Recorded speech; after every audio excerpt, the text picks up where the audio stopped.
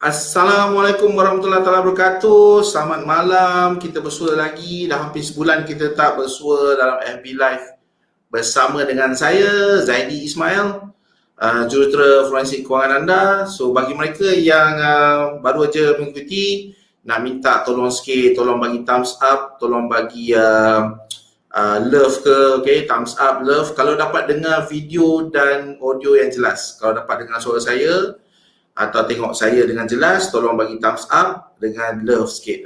So saya tahu yang anda dapat menerima siaran saya ni dengan jelas lah.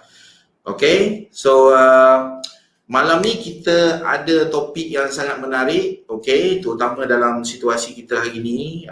Kita pun baru aja nak masuk fasa PKPP, okay, fasa pemulihan, dan tentunya ramai yang mencari peluang, okay, terutama dalam hartanah especially. Hari ini saya nak buatkan topik tentang hartanah lelong, okay, hartanah lelong bersama dengan tetamu khas saya, tetamu jemputan, okay, yang bertahun-tahun lamanya berpengalaman dalam bidang lelongan, terutama lelongan hartanah. InsyaAllah nanti beliau akan berkongsi tentang bentuk pelaburan lelong hartanah ni, macam mana rupanya, okay, kenapa dan bagaimana semua. So kita juga akan bertanya dengan beliau banyak soalan, okay. Jadi bersedialah, okay. Tapi macam saya mention tadi, tolong bagi thumbs up, tolong bagi love sikit supaya saya tahu yang boleh dengar suara saya dan tengok video ni dengan jelas, okay. Cun. Alright, so saya juga nak minta mohon pada yang sedang menonton ni untuk tolong tag, tolong share FB Live kita. Okay, tolong tag dan tolong share, terutama bagi mereka yang rasakan benda ni penting untuk kita kongsikan bersama dengan rakan-rakan kita yang lain, bersama kenalan kita, okay. Orang kata caring is sharing, okay, tolong share, tolong tag kawan-kawan yang lain, ajak-ajak masuk, jom tengok FB Live ni, okay. Sekurang-kurangnya kita dapat menuntut ilmu, kan, menambah ilmu di dada, dan insyaAllah dengan ilmu yang ada ni kita dapat mempraktikkan ilmu tersebut supaya memberi manfaat pada kita lah, okay. So tolong tag, tolong share ramai-ramai, okay, supaya nanti bila tetamu saya dah bersedia, kita panggil dia masuk, beliau pun berkongsi, beliau pun semangat nak kongsi. Sebab apa? Sebab ada orang nak dengar perkongsian beliau. Okay, tolong tag, tolong share. Okay, so kita dah hampir sebulan tak bersua, okay, terutama dalam FB Live bersama dengan saya. Kita ada Hari Raya, jadi saya rasa belum lagi terlambat untuk saya mengucapkan selamat Hari Raya Aidilfitri. Maaf saya dan batin. Okay, kita dalam bulan Syawal ni. So Alhamdulillah dah masuk peringkat PKPP. So lepas ni bolehlah, yang mana hari tu tak sempat nak tengok keluarga di kampung, bolehlah menziarah mereka selepas ni, selepas 10 hari bulan, okay. Dan bukan itu saja, ada banyak industri yang mula dah dibuka dan kita dah boleh beraktivitas hampir sedia kala, okay, biarpun bukan 100%, tapi Alhamdulillah semakin hari semakin baik, semakin pulih Malaysia ni. Jadi kita ambil kesempatan tersebut lah, okay. Saya juga ingin mengucapkan kepada ahli urisan di mana juga anda berada, baik-baik belaka semua, Alhamdulillah, supaya dapat mempraktikan apa yang sudah kita plan, apa yang kita telah buat dan pelajari sebelum ni. So semoga istiqomah, semoga bertambah baik dengan adanya, okay. So sekali lagi tolong tag, tolong share perkongsian kita malam ni. Saya nak jemput tetamu saya pada malam ni untuk membicarakan tentang pelaburan hartanah lelong. Okey, insyaAllah saya nak tengok beliau dah bersedia ke belum ni. Nanti kita tengok kejap. Nak panggil beliau masuk. Kena bagi salam sekejap. Okey. Assalamualaikum. Apa khabar Tuan Izwan? Waalaikumsalam. Tipu Zaidi. Tipu saya yang saya amat hormati daripada lama dulu. Tu dah kisah. Kenal lama dah ni. Banyak best beliau pada saya. Dekat rumah ke dekat mana ni? Kat rumah lah. Dekat rumah, Alhamdulillah. Santai. Semoga baik-baik sentiasa di rumah. Alhamdulillah. So far okay, so far so good. Masih sihat Alhamdulillah. Duduk je lah kan. Makin sihat. Itulah dia. Kesan PKP.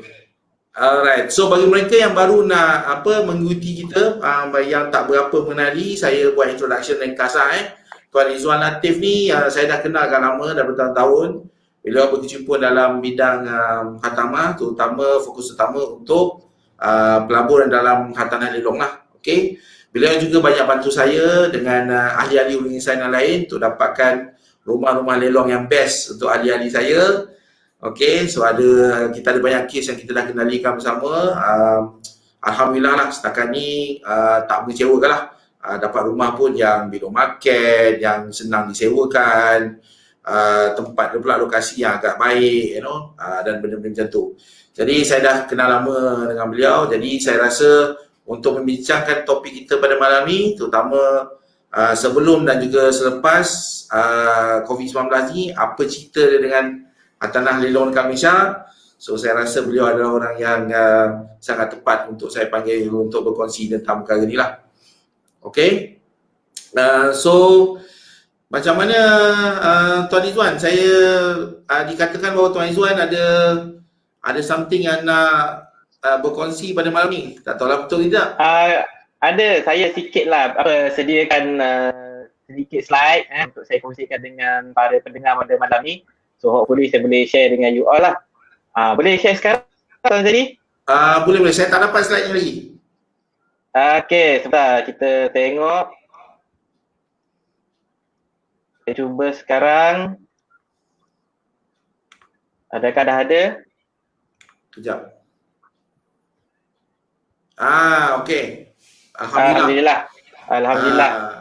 Saya harap kita punya penonton malam ni pun boleh nampak dengan jelas Okey. Okey Tuan, boleh. Saya bagi pentas ataupun ruangan ni pada Tuan sebab kita punya masa tu agak terhad. Kalau kita borak-borak dua orang kan, nanti kan orang lain pun tak tahu apa cerita. So silakan. Okay, terima kasih Tuan Zaidi. Tapi sebelum saya start, I think I need to do some shout out lah pada Tuan Zaidi kan. Kalau kata pada pendengar yang baru nak kenal saya, sebenarnya saya merupakan antara ahli urusan. Dah lama dah saya jadi ahli urusan dan saya sangat lah dengan tunjuk ajar daripada Cikgu Zaidi. Saya ingat lagi lebih daripada hampir 10 tahun dah kot. 10 tahun lepas. Saya ingat lagi saya kena basuh dengan Tuan Zaidi. Daripada tak ada apa-apa, sampailah alhamdulillah lah jadilah sikit orang. Jadilah orang juga. Daripada 10 tips yang Tuan Zaidi bagi dulu, saya ingat lagi saya pakai 2-3 je tak habis semua. Alhamdulillah jadi orang. So siapa-siapa yang memang baru nak nak kenal dengan Cikgu Zaidi, is the real deal lah. Especially pakar perancangan kewangan TikTok. Okay, so shout out. Okay, saya teruskan lah Okay, apa nak kongsi pada malam ini? Saya beritahu malam ni saya takkan go deep technical tentang rumah lelong sebab memang masa tak cukup. Cuma saya akan lebih kongsikan dengan anda semua tentang kesan COVID-19 ni. Bila datang COVID-19, datang PKP, apa kesan PKP, apa kesan stimulus yang kerajaan dah berikan kepada kita terhadap pasaran tanah lelong. Itu yang kita akan kupas pada malam ini. So kalau kata ada sebarang diskusi, saya amat alu-alukan. Kita boleh buat Q&A di penghujung sini nanti. Buat masa ni saya akan go dengan saya. Kita sama-sama belajar, sama-sama dapatkan bermoga manfaat lah share daripada saya pada malam ni. Okey, tanpa buang masa, saya teruskan. Okey, tapi sebelum saya cerita panjang, mungkin better saya kenalkan diri dululah. Okey, saya sebenarnya nama saya Muhammad Izzuan. Kalau ada yang tak kenal, saya Muhammad Izzuan, panggil Izzuan. Sekarang berasal dari Selangor. Dan saya merupakan seorang pelabur hartanah lelong buat masa ni memang penuh masa. Inilah kerja saya. Dan juga saya merupakan ejen dan penasihat hartanah lelong. At the same time, saya juga merupakan pengasas kepada tim rider lelong. Di mana tim ini, pasukan ini saya tubuhkan untuk bantu klien kami. Di mana kami bantu mereka, tolong bantu bida hartanah lelong dan actually at the same time bagi nasihat dan juga tolong carikan, recommend hartanah lelong yang of course baloi memang baloi dan mestilah murah daripada harga pasaran. Okay. Since start 2010, so far kami dah bantu lebih daripada, kita bantu klien-klien kami membida lebih daripada 400 unit hartanah lelong dan alhamdulillah so far saya boleh katakan majoriti daripada pembelian ini memang membuatkan klien-klien kami tersenyum lebar lah, orang kata kan, tersenyum lebar sampai ke telinga. Alhamdulillah. Okay. So tambahan lagi pada tahun 2 tahun lepas kalau saya tak silap, saya juga telah dijemput Ramadan telah dijemput oleh pihak TV Haiza untuk berkongsi platform dengan mereka untuk sikit-sikit saya kongsikan pengalaman saya tentang tanah lelong. Dan tahun yang sama juga saya telah diinterview oleh Sinar Harian dan saya punya perkongsian itu telah keluarkan oleh Surat Khabar Sinar Harian pada tahun tersebut. Okay, that's it. Alhamdulillah, tahniah. Sorry? Alhamdulillah, tahniah. Itulah. Dia ada sikit lagging tak dengar. Tapi tak apa. Okay. Boleh dengar. Alhamdulillah ada sikit sharing. Alright. So, saya sentuh sikit tentang asas tanah lelong tu sebenarnya. Sebab saya tahu mungkin ada para pendengar pada malam ini yang mungkin tak tahu pun apa tu rumah lelong. Sebab dengar-dengar cakap orang kata, rumah lelong ni bagus lah beli. Aku beli rumah lelong ni untung lah. Tapi actually tak tahu pun, rumah lelong ni apa benda kan. Okay, so actually kan rumah lelong ni, kalau kita nak tahu dalam di pasaran Malaysia mana-mana pasaran Malaysia, kalau kita nak beli satu tuar tanah, biasanya kita akan guna 3 channel yang utama. Channel pertama, saluran pertama kalau kita tanah adalah melalui kita beli direct daripada pihak maju ataupun selalu tersebut macam beli daripada undercon. Itu satu cara, membeli daripada pemaju. Kemudian cara kedua yang biasa agak common juga di mana kita beli direct daripada owner asal. Owner rumah lah ataupun kalau dalam saya selalu kita pakai pasaran subsale ataupun pasaran sekunder. Okey, tapi cara ketiga iaitu pembelian secara lelongan awam, ni tak ramai, bukan tak ramai sekarang dah macam hot sikit. Tapi dia kurang famous lah, kurang diterima pakai oleh kebanyakan pembelian tanah di Malaysia. Mereka lebih prefer pembelian secara undercon ataupun dengan pemaju. Okay, so rumah lelong ni apa benda? Basically rumah lelong ni, tanah lelong ni, tanah yang dijual menerusi lelongan awam.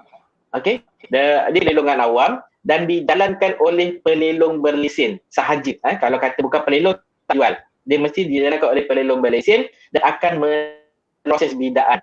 Okey, itu skema punya jawapan lah. Tapi kalau kata nak bagi gambaran, kalau kata saya pastilah, saya agak yakin mungkin ramai di antara kita dah pernah tengok cerita Piramli.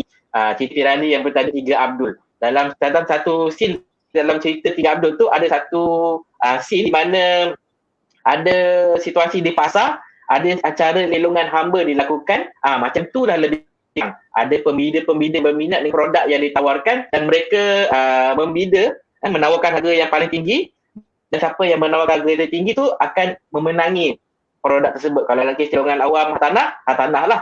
Tu dia punya konsep cara nak beli lelongan, beli tanah menerusi lelongan awam. Okay. So lepas tu saya nak kongsikan dengan juga, saya tak nak sentuh bahagian undercon dengan subsale, pros and cons saya tak nak compare, tapi saya cuma akan kupas. Sebelum tu saya tunjuk sikit lah suasana lelongan dan gambaran suasana lelongan. Okay, kalau tengok ni saya nampak kesa ke? Tak nampak kesa kan? Kesa tak nampak. Nampak. Tapi dia halus lah.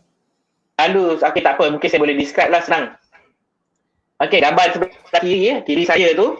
Sebelah kiri tuan-tuan puan. Itu contoh suasana lelongan di salah satu lelongan dijalankan oleh pelelong yang agak famous. Okay, kalau tuan-tuan dan puan nak tahu, boleh kata macam 10 tahun lepas tu kalau nak jumpa suasana macam ni memang agak susah. Sebab apa? Time 10 tahun lepas tu orang tak berapa kenal lagi tengah tanah lelong. Saya ingat lagi kalau kata pergi lelong time tu, kalau kita nak bida satu unit tanah, kalau kita ada pesaing yang membida unit yang sama dengan kita untuk unit yang sama, tu sebenarnya agak pelik. Kita pun pelik. Kenapa ada orang nak bida sama unit dengan aku? Tak ada unit lain ke kau nak ambil? Tapi berbeza pula dengan situasi pada ketika ini. Kalau ke time sekarang ni, kalau kita nak bid satu-satu unit, kalau tak ada pembina lain yang bid dengan kita, itu pelik. Boleh dah terbalik pula mungkin benda ni jadi sebabkan kesan daripada kehangatan pasaran tanah kita yang berlaku pada beberapa tahun lepas. So orang terpaksa mencari satu saluran lain untuk membeli tanah yang lebih murah. So tak ada cara lain, mereka explore tanah lelong. So nanti saya akan kupas juga lah dalam slide yang akan datang kita punya apa orang kata tu pattern of property cycle tu. Nanti saya akan kupas. Okay. So sekarang ni saya akan kupas sikit tentang apa kelebihan dan kekurangan tanah lelong. Kenapa kita kena beli rumah lelong tak beli yang dekor ataupun beli subsale. Kenapa beli lelong? So kelebihan dia simple je. First sekali kalau kita beli rumah lelong ni dia sama macam subsale, rumah tu dah siap. Okay, tanah tu dah ada depan mata. So dia kuranglah kejutan-kejutan. Maknanya kalau kata rumah tu dan kita nampak dia punya bangunan, kita boleh tengok harga pasaran dia, kita boleh tengok kaji kadar sewa dia, kita boleh kaji juga dia punya komposisi penduduk, tak orang duduk, siapa yang duduk, akses dia apa. So semua tu dah depan mata. Kita dah boleh nampak, kita dah boleh buat study, kita dah boleh buat homework.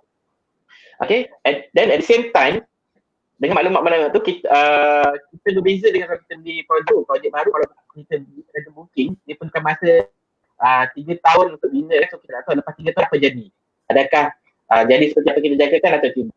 And at the same time, kalau pilih rumah lelong ni, dia jimat masa, tak perlu construction period, dan dia tak ada apa kata tu negotiation yang panjang berjela nak beli tu. Pada hari sesi lelongan tu, kita nak buat bidaan, kita dah terus tahu dah kemana kita menang atau tidak bidaan tu. So kita kalau kata kita kalah bidaan, kita boleh terus move on, cari property lain.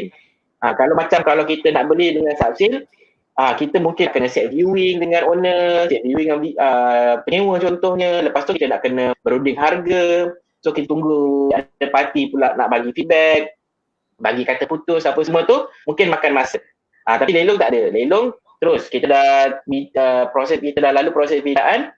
Kalau kata kita menang, kita boleh proses to the next step. Kalau kata kita kalah bidaan tu, kita boleh terus move on, kita cari property lain. Senang. Kita punya mind tu terus move on, cepat, switch. Tapi itu semua kata dua kelebihan tu, kamera kat sini. Dua kelebihan tu, dia apa, kadang icing lah orang kata, it's not the main reason, the real reason kenapa kita nak beli tanah lelong. Terus terang saya cakap rumah lelong simple je. Kita beli sebab kita nak peluang untuk beli tanah di bawah harga pasaran. Itu dia punya key utama dia. Kalau kata kita nak beli tanah, kalau kita nak buat pelaburan tanah, the one of the mantra so dengan kata lain kita nak beli rumah tu sebab murah Betul Tuan Taidi. Kita nak beli rumah sebab nak murah. Mantra dalam pelaburan tanah adalah kita buat duit ketika kita beli. Ini memang kata apa tu ajaran yang dah agak common kalau kita nak untung dengan itu mantra dia. Untung masa beli bukan untung masa jual. Betul, untung masa beli dan bukan masa jual. So macam mana nak untung masa beli? Mestilah kita beli di bawah harga pasaran. Tu peluang pasaran tu ada di dalam pelaburan tanah lelong. Tu cerita dia. Tetapi saya kena kongsikan juga dia bukanlah segala-galanya semata-mata indah dalam tanah lelong ni. Dia kelemahan dia juga. Kekurangan dalam tanah lelong yang memang kata apa tu menyebab tak ramai orang nak boleh masuk dalam pembelian tanah lelong ni. Pertama sekali modal dia besar tuan-tuan dan puan. Dia banyak pakai duit. Initially dia banyak pakai duit. Okey, paling kurang nak masuk kita nak layak membida tu kita kena ada 10% daripada harga reserve. Harga reserve saya tak terangkan. Harga reserve ni maksud dia adalah harga permulaan bidaan yang ditetapkan oleh pihak bank sebelum bidaan bermula. Okey, so katakanlah rumah tu harga mula dia harga reserve dia 200,000, paling kurang kita kena ada 10% iaitu 20,000 tunai dalam bentuk bank draft sebelum kita baru lagi layak nak beli rumah tu. So kalau kata kita nak ada booking 1,000 ke, kataupun kita nak nego deposit 3% ke, tak boleh. Lelong tak bagi. So kita kena ada persen. Itu baru saya tak kira lagi kos-kos lain. So basically summary dia modal dia besar. Okay. Lepas tu saya nak ceritakan agak syarat jualan dia agak bias. Okay, dia sangat bias. So kita kena betul-betul faham syarat-syarat jualan dan kita kena tahu risiko yang terlibat. Dan bila syarat jualan tu bias, perangkap dia, masalah-masalah yang boleh timbul. So bias, bila disebut bias ni, bias ke pihak mana? Bias ke pihak bank lelong sebenarnya. Bank pelelong. Dia punya syarat tu bank. dia lebih berat kepada bank pelelong. Bukan kita boleh nego dengan dia. Dia yang ikut kata kalau aku nak jual rumah ni, kau kena ikut syarat aku. Dia tak macam subsale. Kalau subsale kita ada owner dengan set up seller dengan buyer, kita boleh Direct bincang nego. syarat-syarat dia. Nak extend time ke, nak deposit rendah ke, nak keluar KWSP ke, semua boleh sembang. Tapi kalau lelong tak ada. So ikut syarat dia. So bila syarat dia kaya, dia ketat syarat dia ketat. So banyaklah masalah-masalah yang boleh timbul kalau kita tak hati-hati. So masalah-masalah ni kita kena tahu dan ambil tahu, belajar dan kita tahu kena belajar macam mana nak atasi. Okay, tapi itu tak akan cover dalam topik malam ni lah, tak tepat. Okay, so kelebihan dan kekurangan dia. Okay, now saya go topik yang sepatutnya pada malam ini. Apa kesan pasaran COVID ni terhadap pasaran lelong dan apa peluang yang ada untuk pembuatan lelong lepas ni?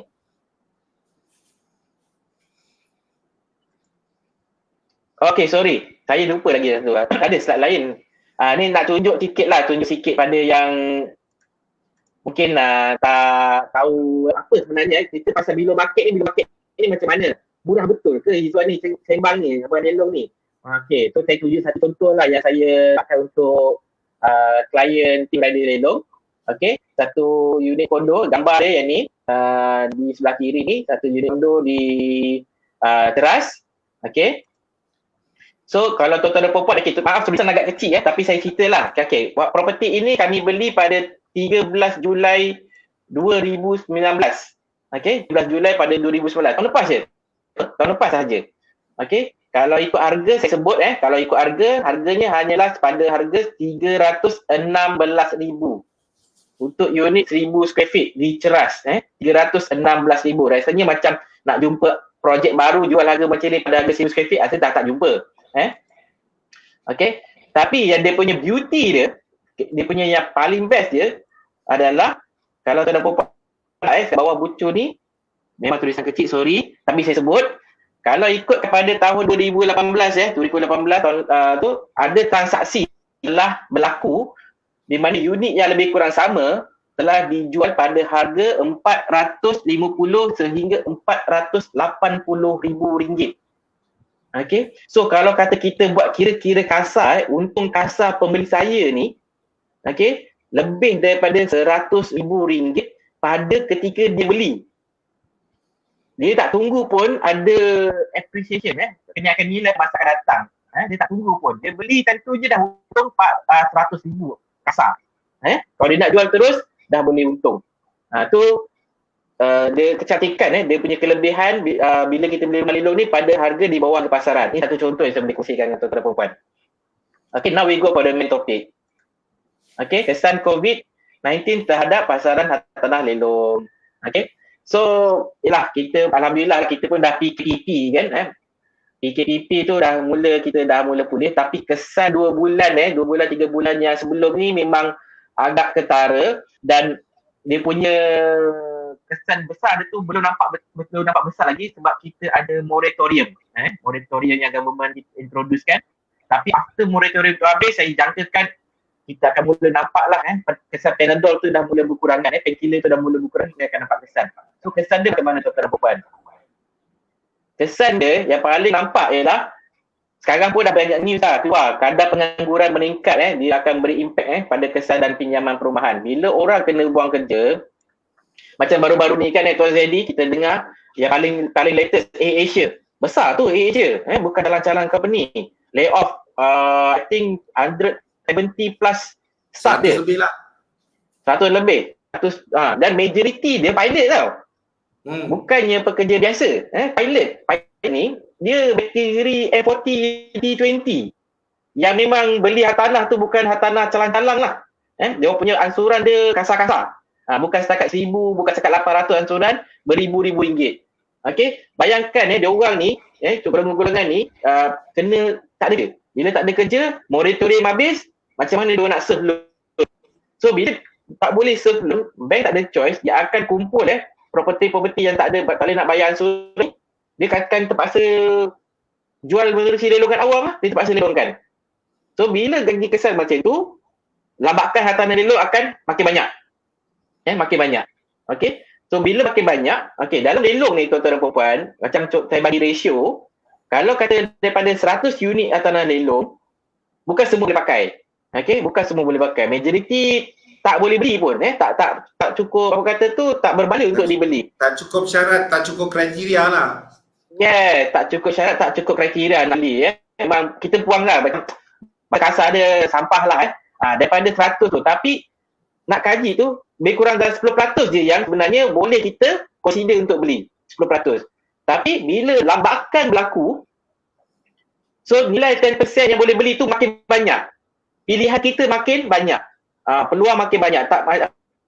Yang bila-bila market tu dulu nak jumpa susah, sekarang akan menjadi lebih mudah. Tu peluang dia. Okey? Kesan daripada penghiburan ni lah.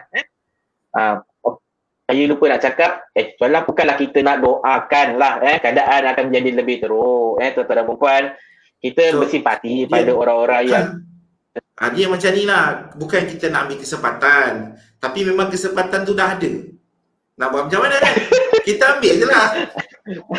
Itu ayat Tuan Zaidi dia tak cakap kita tak ambil kesempatan kan, bukan kita berdoa atau kita minta benda yang buruk berlaku, tapi benda tu tanpa penglibatan kita pun dah berlaku.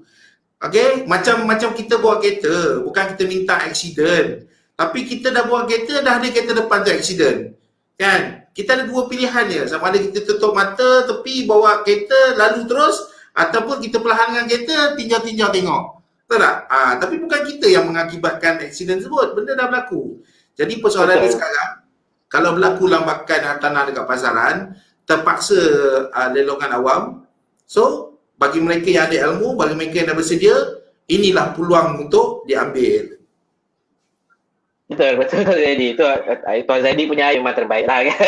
Bukan kita nak ambil minta peluang. Dah datang kat kita, takkan kita diam-diam je kan. Tu terpulang pada yang mendengar. Cuma siapa yang bersedia, pandai-pandai lah tengok apa peluang yang ada. Okay? Alright. So, macam tengok berita-berita pun banyak. Ni berita lama lah.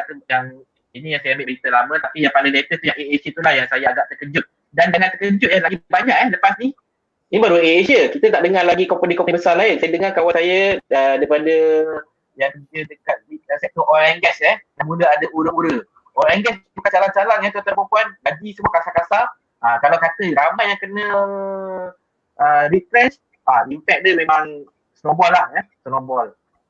Okay.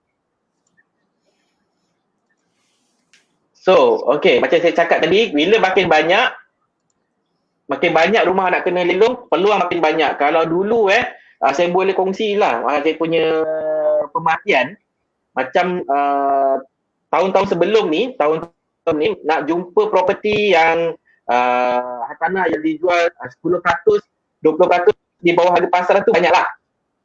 Memang senang nak cari dalam hartanah lelong, memang banyak sepah-sepah. Okay, kita memang tunggu pada yang tu. Tapi nak jumpa yang lebih daripada 30% tu susah. Dia sangat rare. Dia macam seolah-olah diamond yang kita nak korek tu memang kena usaha keras tu sungguh, dan bukan seorang je nak rebut benda tu, orang lain pun nampak. Okey, tapi bila jadi kesan COVID ni, pengangguran, kesan-kesan orang tak boleh kerja, lelong akan makin banyak. So saya nampak rumah-rumah yang kau-kau payok apa kata, murah-murah betulnya 30%, 40% bila market tu dia akan mula muncul. Kalau setahun tu nak jual 2-3 biji, 40% bila market memang bercinta. Tapi lepas ni mungkin daripada 1 tahun tu keluar 5-6 biji, 7 biji, mungkin 10 biji keluar kuarti bila market. Itu yang saya nampak dia punya kesan dia. Dan kesan ini sangat ketara untuk hartanah yang high end. Rumah-rumah pasaran atas saya punya definisi dia senang cerita 500,000 ke atas lah. Especially hartanah-hartanah yang bertingkat, macam high rise bertingkat, kondo high end jual 800,000, jual 700,000. Hartanah ini kita ingat kita pernah dalam masa kesan 2014 kita ada krisis hartanah. Pasaran tanah melonjak. Itu yang sebelum 2014 dia melonjak-lonjak. Tapi after 2014 banyak tanah tak terjual. Betul. Tersangkut. Yang tu makin banyak. Itu dah lah kita tengah nak atasi benda tu. Kita punya government yang lepas pun duk sibuk nak settlekan benda tu. Kena COVID, double whammy. Memang jangkakan yang tu memang kat lelong nanti, get ready lah. Memang harga lantai lah dia tibanya. Okay? Tapi kalau kita nak tengok pasaran mass market, ni saya rasa, ni saya punya pandangan dan memang dah nampak juga kesan dia bila kita dah buka PKPP ni, dia kurang kesan pada hartanah mass market. Mass market ni 500,000 ke bawah. Di mana kalau hartanah mass market ni, kalau kata dulunya orang tu senang, kalau dia susah, dia akan turun daripada hartanah mewah, dia akan pergi ke atas pasaran mass market. Tapi kalau kata yang bawah ni dah ramai ni mass market ni, yang golongan yang pertengahan dan golongan bawah memang dah penuh. So demand sentiasa akan makin banyak untuk hartanah mass market ni. So kalau kata kita nak tunggu yang harga yang terlalu murah untuk pasaran mass market, saya tak jangka itu akan berlaku dengan banyak. So kita punya expectation kena realistic. Yang akan banyak tu yang high end tu, yang banyak tu. Silap-silap 50% pun boleh turun. Mass market ni masih lagi stabil. Dan jangkaan saya agak orang kata apa tu, agak betul lepas saya tengok after PKPP ni, memang demand tu masih ada. Walaupun lelong tu tak murah sangat pun orang ambil. Macam baru-baru ni lelongan 29 bulan ni dah start, dan Jun ni pun dah start. Saya perasan ramai yang orang dah beli tanah mass market ni, tak murah pun dia ambil juga. Tu yang saya perasan lah. Okay. So kalau kata tengok kalau tadi saya nak cerita tadi dari segi cycle okay, cycle ni saya rasa saya kena tunjukkan arrow lah. Tuan Zaidi nampak kesan ni? Nampak, okay, yang macam saya cerita tadi kan, Tuan Zaidi ada 2014 harga bencana kan. Okay, pada tahun 2008 kita ada krisis. Masa tu kita krisis ekonomi. Tak silapnya masa tu tanah slow. Tapi siapa yang beli tanah pada tahun 2008, 2009, 2010, kalau kata kat sini 2010, mencanak-canak. Kalau ingat, sampailah 2014, beli je mana-mana hartanah, especially hartanah under cost, semua orang buat duit. Betul-betul buat duit. Zaman ni semua sifu keluar. Semua mengaku sifu lah zaman ni. Kan? Beli 3 biji pun kata sifu lah. Betul. Masa tu memang habis lah tanah ni. Siapa tak masuk pasar tanah kata memang rugi lah. Memang yang tak tahu apa pun bekerja pun terus beli tanah, terus boleh mengaku waktu memang hebat tanah. Beli 2-3 biji kata terror. Zaman tu. Tapi tahun 2014 itu yang saya cerita tadi, maju berlumba-lumba membuat tanah yang dijual pada harga masa depan dan berlaku lambakan. Orang supply tak boleh nak cope. Jadilah dekat peak kat sini sampailah dia berlaku 2014 sampailah sekarang tengah-tengah correction masa tu pemaju pun dah panas punggung minta tolong government, tolonglah buatlah OC lah, buatlah bantuan ni, orang tak boleh nak beli tanah, siap nak jual pada rakyat asing. Okay, time ni lah, time ni kita tengah ada correction phase ni. Tapi masa nak correction phase tu datang pula COVID. Memang kena wallahu alam lah apa jadi, tak tahulah siapa-siapa yang beli di tempat ni. Saya doakan anda semua dalam keadaan yang baik lah. Doa banyak-banyak. Doa banyak-banyak lah. Bukanlah kita tak kata betul, kita tak kejam kita doakan semua rakyat Malaysia dalam keadaan baik sejahtera. Okay? Tapi kita ni sekarang ni nak bagi kita, saya jangkakan kita kat fasa 6 ni. Fasa 6. Kenapa kita dah mula bottom? Sebab walaupun kena double whammy kita krisis apa yang jadi, lepas tu COVID. Tapi yang saya perasan mass market dah tak boleh lah. You hentam macam mana harga yang orang sanggup turun. Dia dah macam ni dah. Now we are already like almost bottom of the market. Kalau kata kita nak beli dekat fasa 4 ke kita nak beli kat fasa 6. So kita boleh consider lah kan. Okay. Lepas tu saya jangkakan pasaran tanah dia akan jadi rancak because of the stimulus yang dibuat oleh government baru-baru ni. Dua benda lah. First kali interest rate. Our interest rate is among the lowest pada ketika ini. Tak pernah saya pun tak pernah tahu interest rate, effective interest rate boleh turun sampai bawah 4%. Lagi murah dari rate LPPSA, Pinjaman Perumahan Kerajaan. orang kerajaan pun dah tak boleh nak kata apa tu, action dah dia paling rendah sekarang ni. Home loan dah lagi rendah daripada 4%. Itu one indicator ya. Dan kemudian saya nak kongsi, ni mungkin agak panas sebab baru ni, dan sama ada kita boleh atau tidak mengambil peluang apa yang telah di-announce oleh Perdana Menteri kita pada Jumaat lepas, sebab ke-1 saya boleh ingat.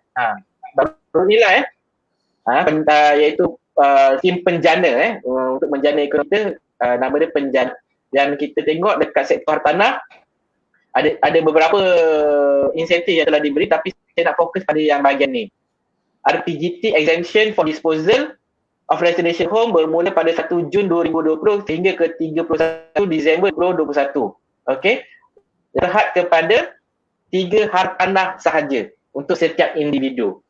Okey, Pak, benda ni siapa-siapa yang dah beli beli tanah lelong kayak saya nampak beli tahun lepas contohnya, di mana kalau sebelum ni kan RPJT cukai keuntungan atas jualan dikenakan banyak 30% untuk hartanah yang dijual dalam tempoh 3 tahun pertama dari tarikh pembelian.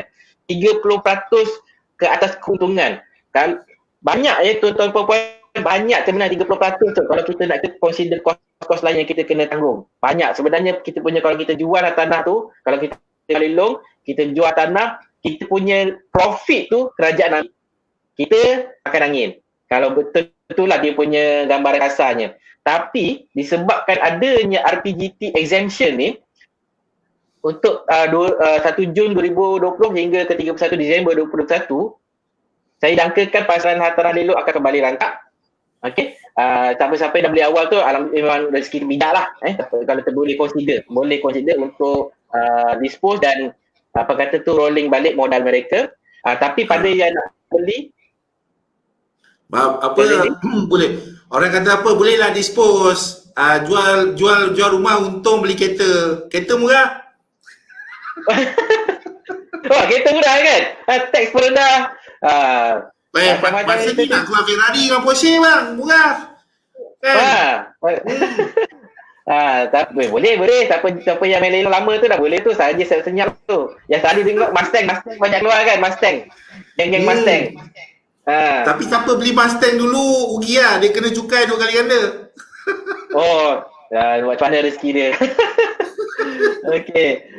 Alright, tadi pasal RPJT lah. Okay. Tapi itulah kata yang siapa baru nak beli tu, dia recommend, nak kata benda ni tak lama. So terberapa setahun lebih je benda RPJT ni. So sempat atau tidak, wallahualam, you explore lah kalau siapa yang dah bersedia awal tu mungkin sempat dapat lah. Sempat dia dapat, pintu dia buka, dia kecil pintu je. Government pandai tau, dia tak bagi macam Pak Lah dulu dia buka terus. Pandai-pandai lah korang, aku tak bagi had masa. Tapi nanti media dia pandai. Dia main acak-acak, dia buka sikit, tengok, okey tak pakai. Kalau okey dia tutup dia. Kalau tak okey, tiba-tiba dia boleh no, okey, tak apa, kita extend lagi 1 tahun. Kan, dia boleh buat. Tapi kita yang nak bersedia ni, siapa yang dah bersedia ataupun siapa yang mengambil tindakan untuk bersedia secepat mungkin, ni peluang ni masih ada, nampak ni besar ni, masih besar. Okey. So tu nampaklah itu saya punya tentang RPJT ni. Okey. So jadi saya teruskan Lagi satu berkenaan dengan LTV 70% lah. LTV 70% tak sempat kupas kot. Saya nak habiskan dulu ke nanti kita maksudnya bagi mereka yang mungkin dah beli 2 hartanah, sebelum ni mungkin dia beli rumah biasa, dah ada 2 tanah, dia nak beli rumah ketiga tu rumah lelong. So dalam tempoh ni untuk unit yang 300,000 dan ke atas, maksudnya masih dapat LTV 90% kan, dibenarkan untuk dapatkan 90%. 600 tadi. 600 600 ke 300? 600. Tak apalah. Sebab tak apa, sebab nama pun dah beli lelong. So siapa berniat nak beli dengan kata lain macam rumah idaman ke, kalau dulu nilai dia 1 juta, ini dia lelong dapat 600,000, okey lah, dapat beli rumah ketiga, rumah idaman 90% loan. Nak tu baik kan? Betul. Belilah bigger bucket juga. Market value 1 juta, kenapa nak beli 1 juta? Belilah pada 600,000 kan. Dapat 90% loan. Yes, it's a very valid point. Boleh consider. macam dah termakan masa Tuan Zaidi. Kita cepat sikit Okay, Tak ni apa, saya tak apa. Jom belilah. Kalau salah beli ke, kalau tersalah apa ke, tak ada masalah. Saya ada. Saya boleh tolong adjust, tak ada masalah. ada sempat lagi. Power.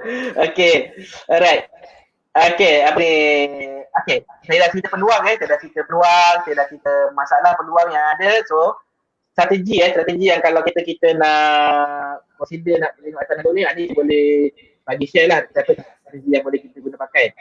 Okay, first kali macam ni kalau jadi expert lah ni, is common advice lah.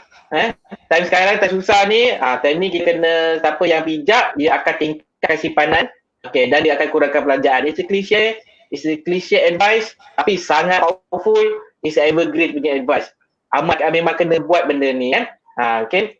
Kemudian bila kita dah steady kewangan kita dah solid cash flow kita kena belajar pula macam mana nak cari hartanah yang di bawah dijual pada nilai sebenar dia, intrinsic value dia. Especially in nursery, carilah hartanah di bawah harga pasaran. Okay, itu saya punya advice lah. Nak beli hartanah pada harga pasaran pun tak salah, nak beli hartanah pada harga masa akan datang pun tak salah, terpulang poket masing-masing. Ini nasihat saya lah, belajarlah beli hartanah di bawah harga pasaran. Okay,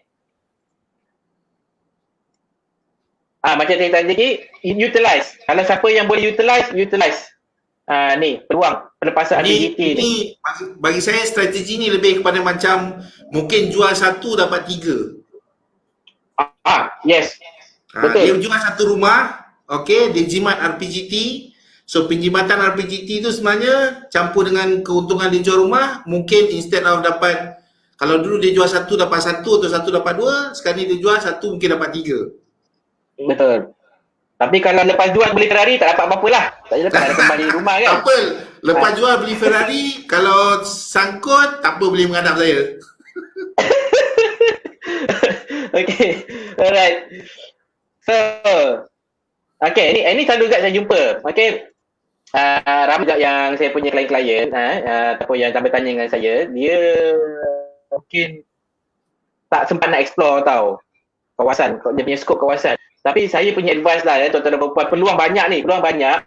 So tak salah kalau kita nak kembangkan kawasan yang kita mahir, kita tahu, kita ambil tahu kawasan-kawasan luar. Sebagai contoh, kalau kata macam kita duduk dekat Maju for example, Wangsa Maju is a very cheap area. Tapi kita kata, aku kenal Wangsa Maju je, aku pergi kerja, balik kerja, itu je aku kenal Wangsa Maju. So aku nak cari rumah lelong kat kawasan Wangsa Maju je.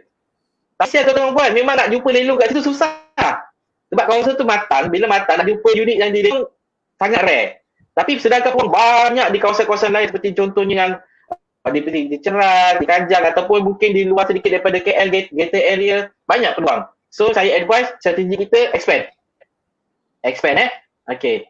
And then lastly saya advise pada semua yang berminat nak explore pelabuhan Lelong, kita kena sentiasa dalam keadaan sniper mode. Maksud apa sniper tu? Bukanlah nak suruh main PUBG. Bukanlah nak suruh main Counter Strike. Okay, tapi maksud sniper mode ni, kita dalam keadaan sedia. Okay, kita dalam keadaan sedia, kewangan kita okey, kita punya load tak ada masalah, kita punya ilmu dah mantap, okay. Tak ada ilmu, cari ilmu cepat. Okay, dah mantap pun. So, bila datang peluang tu, kita punya mana kita nampak lah. Kita dah baca ni pula lah. Okay, kita dah ready nak tekan apa kata tu, picu pun kita dah ready tembak tu. Bukanlah bila-bila datang peluang depan mata, listing yang terbaik keluar, 40% below market, baru nak tanya, Lelong ni best, macam mana nak beli ni? Aku duit dah cukup ke tak? Masa tu orang lain dah ngap dulu kan. Kita baru tengah nganga. Okay, so kenalah sentiasa dalam siap sedia, orang kata ready mode, sniper mode, dalam keadaan siap sedia untuk mengambil peluang. Okay, alright, so my final slide, bukan final slide lah, yang topik hujung. Okay, katakanlah dah minat dah mula kata tim Rumah Lelong ni menarik lah dengan dia punya peluang-peluang yang ada ni. Okay, dah strategi pun dah mula hadam. Okay, I'm ready. What's next? Macam mana nak ready? Macam mana nak get ni? Okay, first kali of course macam saya cakap, ini topik Tuan Zaidi. Okay, kita kena sebat dululah. Janganlah nak gatal-gatal buat pelaburan. Kalau duit makan pun tak cukup. Okey, duit nak ya kereta pun tak ada. Kena pula apa kata tu, mungkin kena apa gaji pun kena potong Nak beli separuh. susu anak pun pinjam duit, masalah tu. Tiba-tiba datang, Cik Izzuan dia nak beli rumah lelong. Boleh, tengah kita boleh buat duit lah. Saya tengah sesak ni nak buat duit. Jadi rumah lelong boleh untuk 100,000 ni. Tak boleh tuan-tuan dan puan, tak boleh. Dia you tak tertib Kita ambil wuduk pun ada tertib. Ni dia nak membuat pelaburan ni pun tak tertib tu. Kena ikut tertib dia. Duit makan survive dulu. Kena settle, tak boleh, ada masalah, jangan jumpa saya, jumpa si Fuzaini dulu. Tu cerita dia. Okey. Kemudian lepas dah survive dulu, okey. Lepas tu kita kena tahulah kita nak beli apa benda. Kan kita ni dari mana nak ke mana. Unit rumah macam mana kita nak cari. Kita punya kemampuan takat mana. Lepas tu ilmu kena tahulah. Takkan nak main regah je kan tak apa ilmu. Okay, so kita kena tahu kita punya game plan kita dan kita kena cari ilmu. Alright, then kita kena, lelong macam saya cakap tadi lelong saya cakap terus terang modal kasar. Okay, paling kurang kena ada 20% daripada nilai rumah yang kita nak beli. 20% tuan-tuan dan puan-puan, bukan 3%, bukan 1,000 booking. 20% nilai tunai kena ada untuk kita beli tanah lelong. Ini pun kalau kita buat pinjaman 90% tuan-tuan dan puan-puan. Itu boleh kita lagi kalau kita punya kelayakan loan ni. Okey ke tak aku nak beli apa dari loan ni, nak buat loan ni. Kalau kata kelayakan loan kita tak kuat, jangan beli rumah lelong. Jangan even consider pun kalau kata loan kita nak buat, kita beli rumah nak buat loan tapi loan kita tak kuat. Jangan. Okey, kuatkan dulu. Tak presiden dia. Kalau bagi mereka yang katalah nak juga beli rumah lelong ni, dan ni dari sudut kewangan lah So daripada sudut kapasiti kewangan, bukan daripada sudut lokasi, teknik, game plan. So kalau dari segi kewangan nak dapatkan modal cadangan saya ialah beli subsale dahulu. Beli subsale yang ada equity. Okay, beli rumah subsale yang ada equity sebab you boleh dapatkan equity dengan lebih mudah melalui subsale. Okay, equity tu maknanya beli rumah subsale yang ada pegangan, yang ada duit tertanam dalam subsale tu. Beli below market melalui subsale. Beli sebiji je, tak apa. So lepas dah beli, okay, lepas tu kita dah boleh keluarkan equity daripada rumah subsale tersebut. Daripada equity rumah subsale tu boleh digunakan modal kalau nak beli rumah lelong. Sebab kalau nak tunggu simpan duit untuk beli rumah lelong, mungkin berjanggut lah. Okay, sebab window ni agak pendek. Okay, krisis ni bukan yang panjang. So dia punya window tu pendek. Mungkin lah masa setahun, 18 bulan at most. Okay, jadi cadangan saya lah dapatkan subsale yang ada equity yang banyak. Okay, lepas tu gunakan equity tu macam bridging loan. Okay, maknanya macam pembiayaan bridging lah. So daripada equity, kita boleh bridge pergi ke rumah lelong. Okay, so kalau equity-nya banyak, mungkin bukannya satu, bukan dua, malah boleh beli banyak rumah lelong. Okay, so bagi mereka nak tahu macam mana nak bridge you punya subsale punya hartanah tu, nak keluarkan equity, nak dapatkan modal, itu kita cerita pada hari lain lah kan. Dia rakam panjang lah cerita dia. Okay, alright. Apa tadi? Okay, button dekat sini.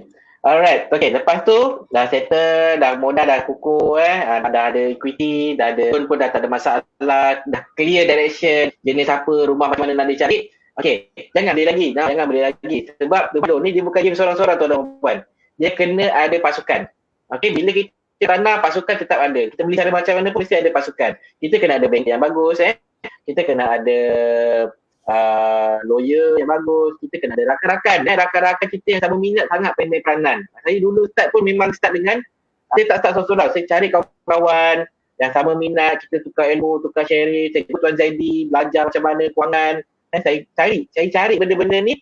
Dah ada pasukan, barulah kita boleh consider nak beli rumah lelong. Okay, mentor is very important lah, agent, kawan sama minat. Okay, betul. So kena ada, jangan buat sorang-sorang. Jangan dah kata, aku dah belajar baca buku ni, duit ada, modal ada, aku try lah beli. So satu apa jadi sorang tu pula, tak tahu nak tanya siapa. Tu yang banyak juga terjadi tu. Lepas tersilap, tersadung, tercedih. Dia ada perumpamaan, kalau nak pergi laju pergi seorang-seorang, tapi kalau nak pergi jauh pergi ramai-ramai. Kalau seorang-seorang nak laju bukan laju, lepas tu tercedok, golek, tersungkur. Laju sangat kan? Nak laju je pasal tersandung. Itu dah dia cerita perumpamaan dia. Alright. Okay, last. So dah 4 dah ready. Satu last kali, janganlah duk kejung. Take action lah. Kan? Buku dah baca, kawan-kawan dah ramai, mudah tu. Tapi tak gerak-gerak, takut. So tak boleh lah. Nak bertindak. Sebab apa?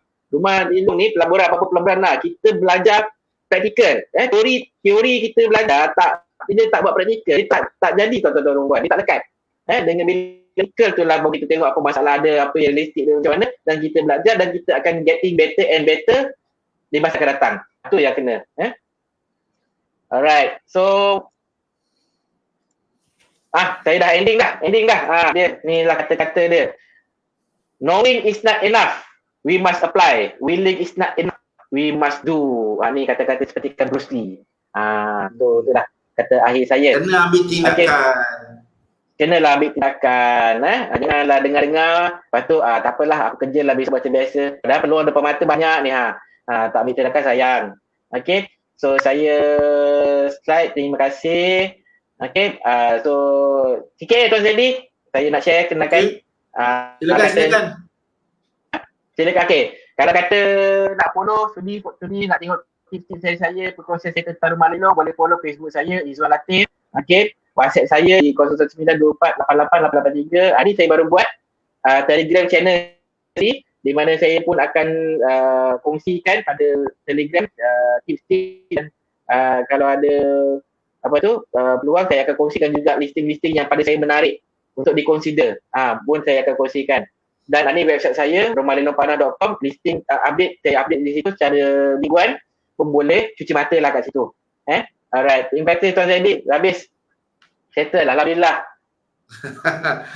Okay, so lepas ni kita akan pergi kepada sesi soalan jawab. Tapi sebelum tu saya nak ucapkan terima kasih kepada Tuan Izwan kerana berkongsi dengan kita semua pada malam ni tentang Rumah Lelong secara umumnya, kemudian apa peluang dan ruang yang ada selepas pasca COVID ni dalam tempoh PKPP ataupun selepas tu.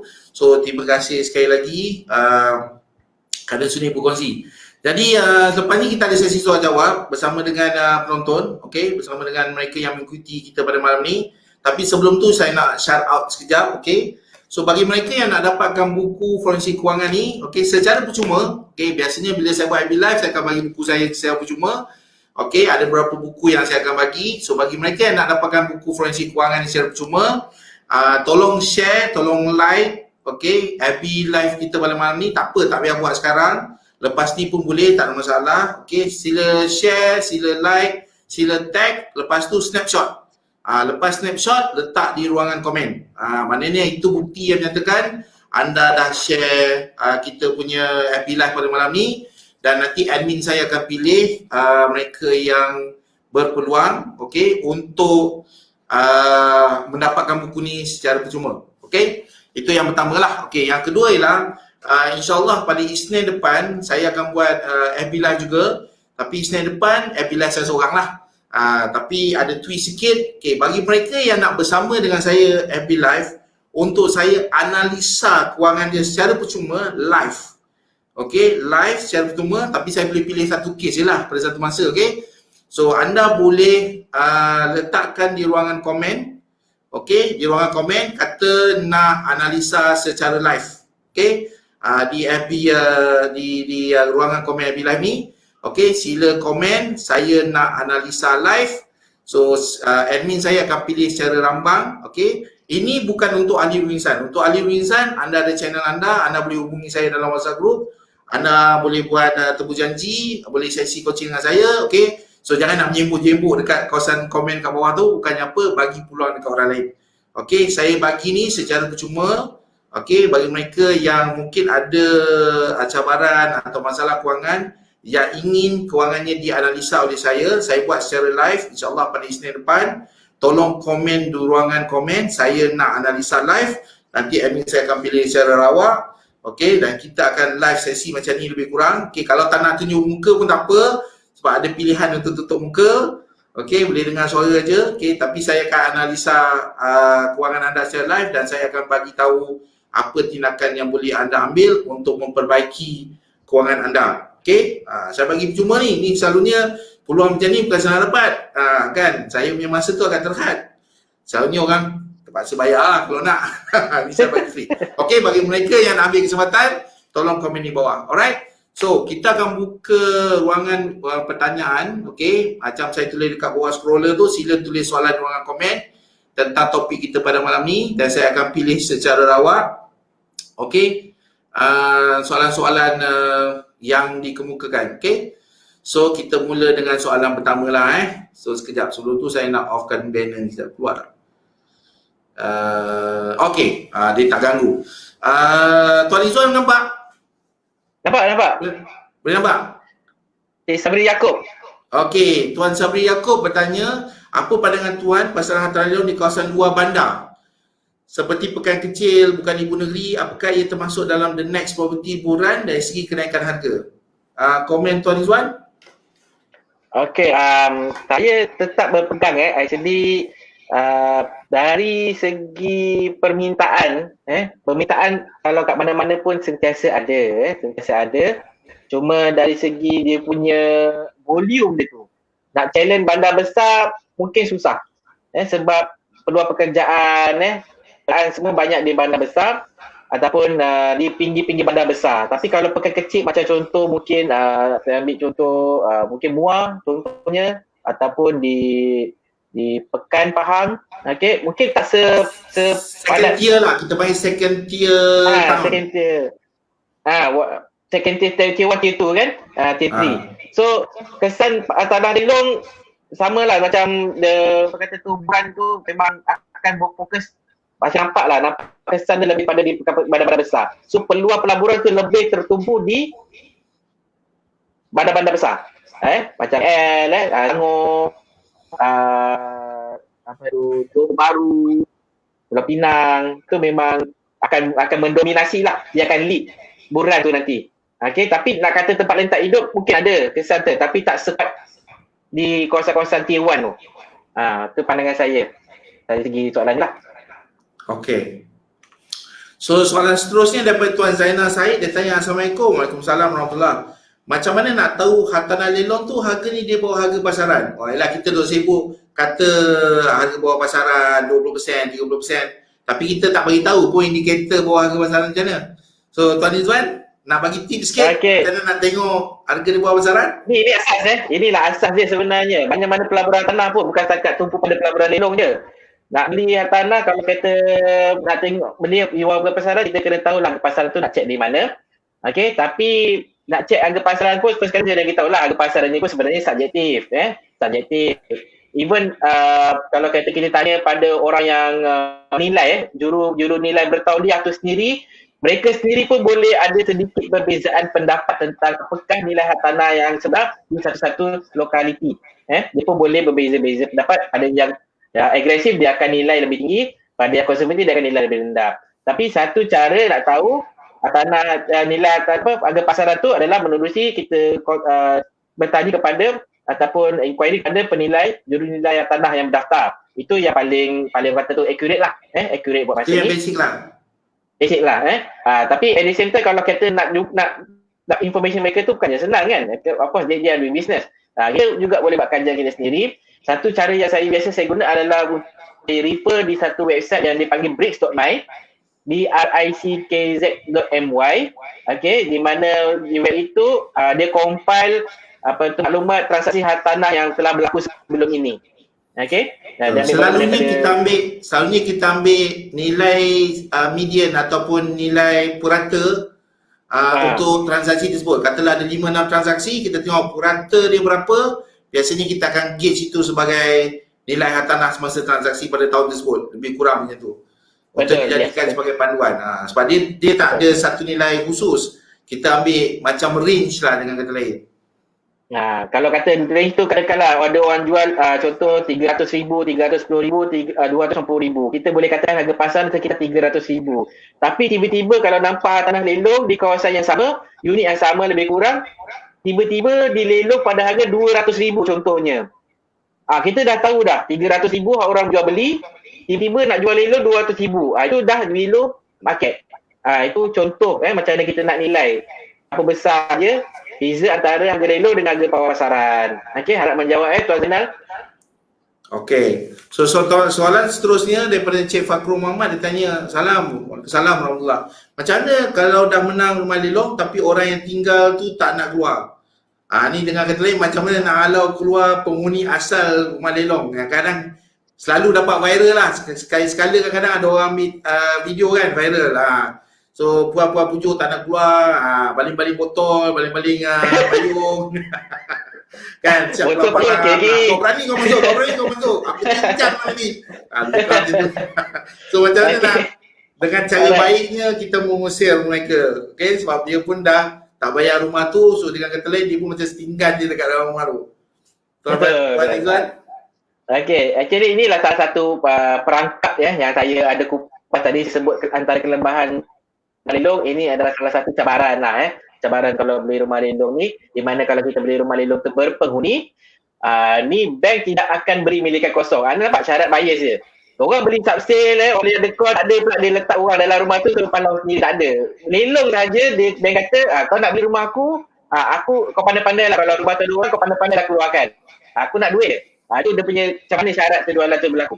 So kalau kata ada penghuni tak nak keluar, saya boleh kongsi pengalaman saya lah daripada katakanlah dalam beli rumah lelong ni, kalau kata daripada 10 kes yang berpenghuni, saya boleh katakan lebih kurang 8 ke atas. Kita kalau bincang baik-baik, insyaAllah keluar dengan baik. 8 tinggi tu, 8 per 10. Kita bincang baik-baik, boleh keluar dengan cara baik. Kalau kata kita first time jumpa pun kita pun bawa barang, habislah.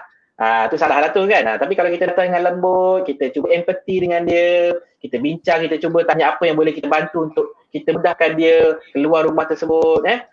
So itu agak membantu. Tapi kalaulah kata kita terbeli rumah yang golong kepada 2 per 10 tadi yang sedikit sukar. Kita lah gila degil. Degil kau lah.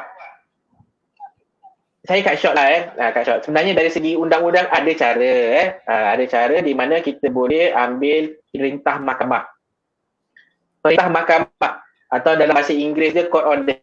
Okey, kita boleh ambil tindakan tu, kita boleh engage lawyer untuk initiate court order. Tetapi tuan-tuan dan puan-puan dari tawawan, kalau boleh janganlah sampai court order. Seboleh-bolehnya jangan sampai court order, kerana court order ini makan masa dan dia makan kos yang agak besar.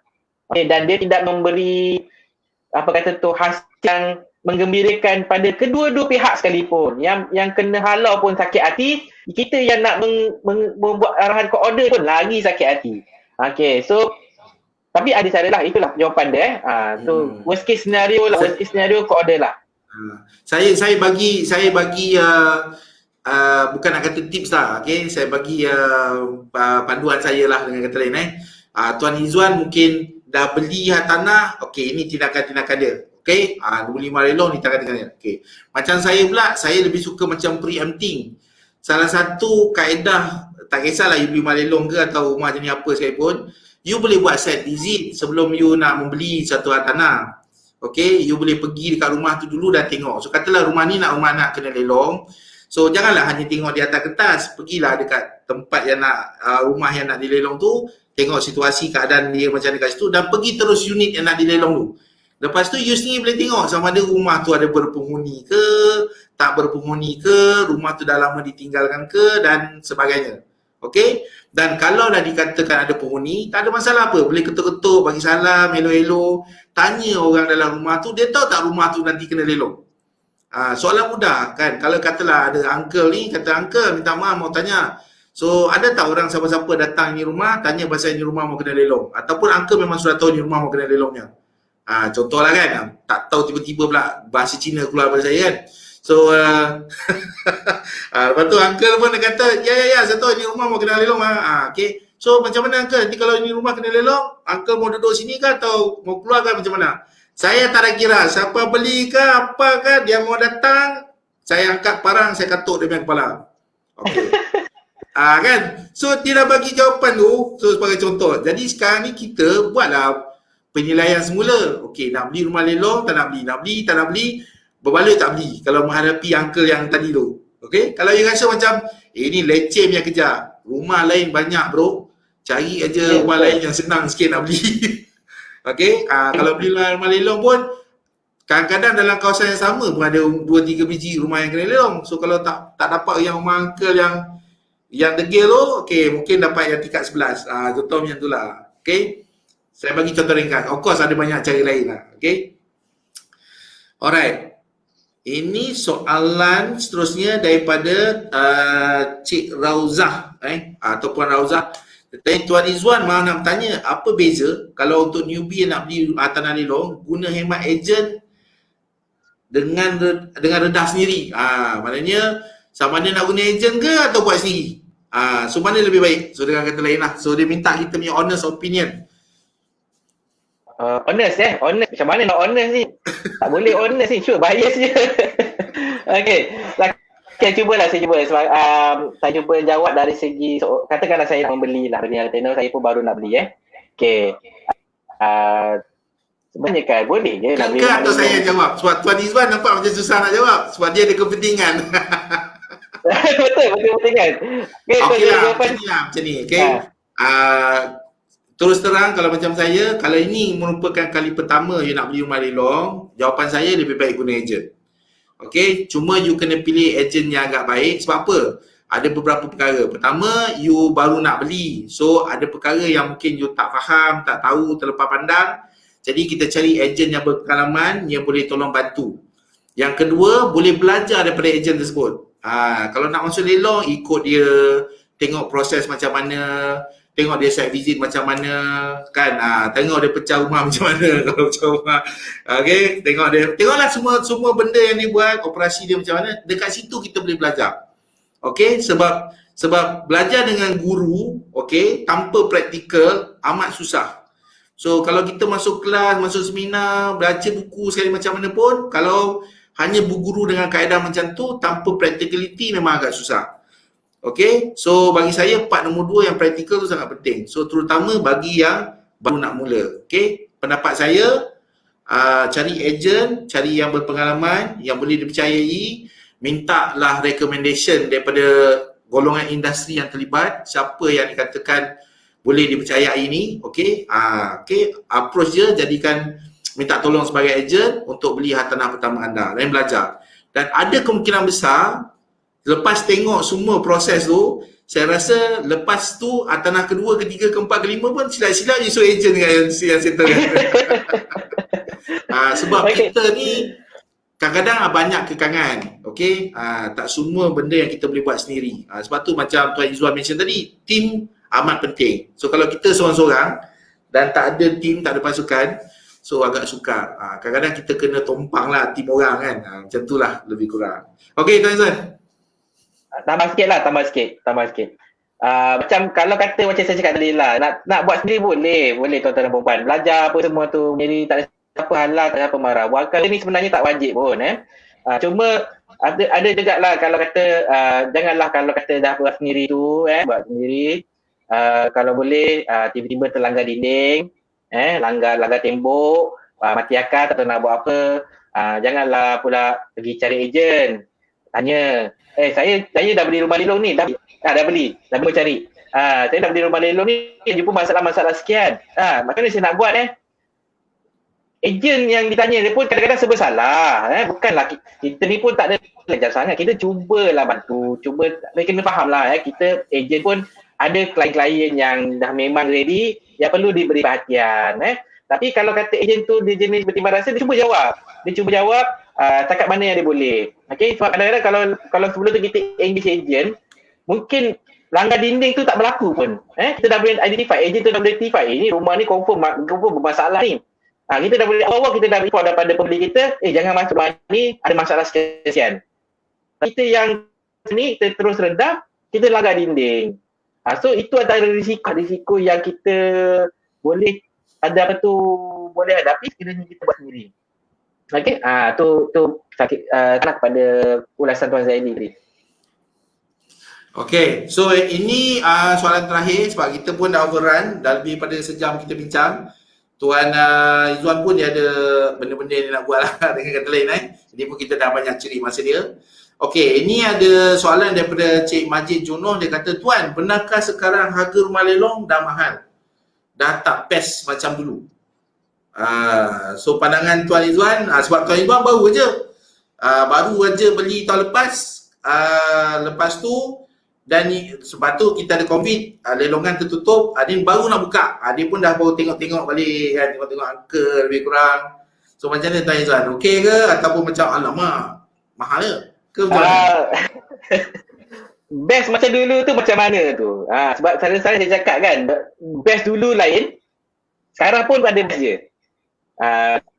Dulu pun best, sekarang pun best, tapi ada sedikit perbezaan dari segi harga tu. Kalau kita dah pernah beli rumah lelong dahulu, lepas tu kita nak expect rumah harga lelong sekarang pun nak macam harga dulu-dulu. Tak boleh lah. Harga dah berubah kan. Kali 4 pun dah naik harga tu. Kan? Kali 4 pun harga. Dapat 3 sekarang sikit. Sekarang rumah 500,000 kita nak beli 100,000. Mana dapat. Tapi masih lagi ratio below market tu sama. Contohlah saya bagi contoh. Katakanlah 10 tahun lepas. 10 tahun lepas saya beli rumah lelong 30% below market. Harga lelong 120,000, saya beli 85,000. Okey, masih 30%. Kan? Tapi sekarang ni harga dah mungkin meningkat jadi 200,000. Kawasan yang sama dah tak ada lelong dah, harga 80,000 lagi dah. Mungkin harga yang ada 200,000 tu jadi lelong dia mungkin 140,000. Masih lagi 30% below market. Kan boleh dicari, boleh dijumpa dan saya ada banyak contoh di mana saya dan klien-klien bida unit-unit lelong yang terkini dan masih murah. Macam contoh saya tunjuk contoh tadi kan, yang kat presentation saya tadi, beli rumah 300,000, market value 450,000. Lebih 30% daripada bawah pasaran. Rumah cantik, memang cantik, dah kat penyewa, kawasan terbaik.